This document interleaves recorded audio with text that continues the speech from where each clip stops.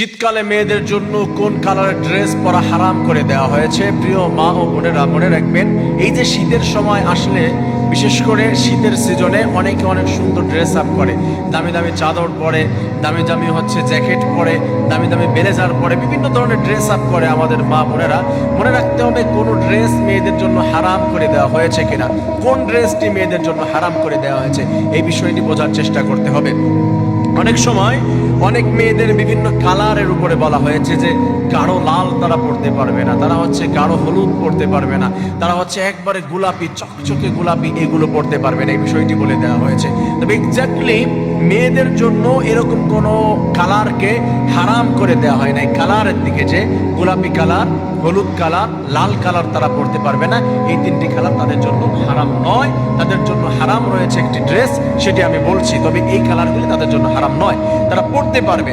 কিন্তু একটি ড্রেস তাদের জন্য হারাম করে দেওয়া হয়েছে, একটি কালার, সেই কালারটি কি?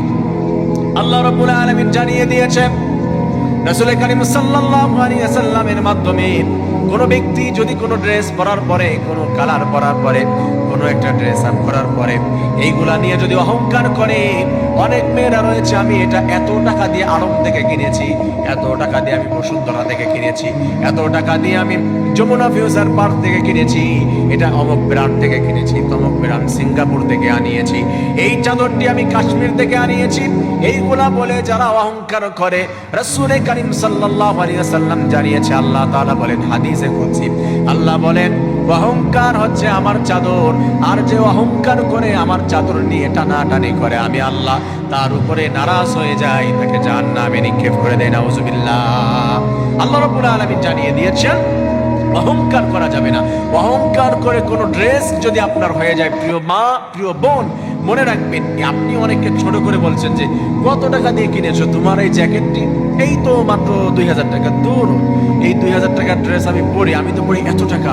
এই শাড়ি কত টাকা দিয়ে নিয়েছো? 1000 টাকা দিয়ে।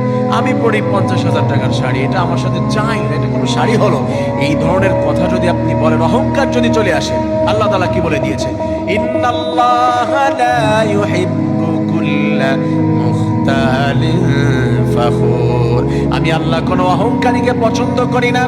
আমি আল্লাহ রাব্বুল আলামিন সমস্ত অহংকারীদেরকে ডিসলাইক করি, অপছন্দ করি। আর যারা অহংকার করে, আমি রব্বুল আলামিন তাদেরকে জাহান্নামের ভিতরে নিক্ষেপ করে দেব, নাউযুবিল্লাহ।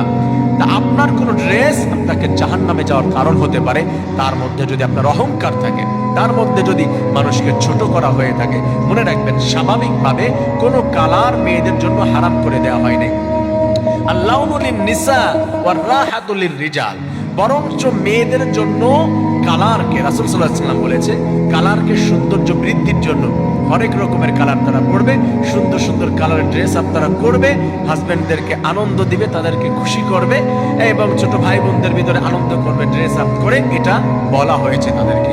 বরঞ্চ সুন্দর ড্রেস আপ তারা করবে, কারণ beautiful dress can change your personality. মানুষের সুন্দর ড্রেস আপ, এটা কিন্তু মানুষের ব্যক্তিত্বকে আরো ডেভেলপ করে, এটাকে প্রকাশ করে, এটাকে আরো সুন্দর করে, এটা তারা করবে, এখানে তাদের কোনো বাধা নাই। কিন্তু অহংকার রাখা যাবে না। প্রিয় মা বোনের, আল্লাহ তাআলা এই বিষয়টি বুঝে সবাইকে জান্নাতে যাওয়ার কাজ করি, বেশি বেশি করে জান্নাতুল ফিরদাউসের মুর্শিদাবাদ তৌফিক দান করুন, আমিন।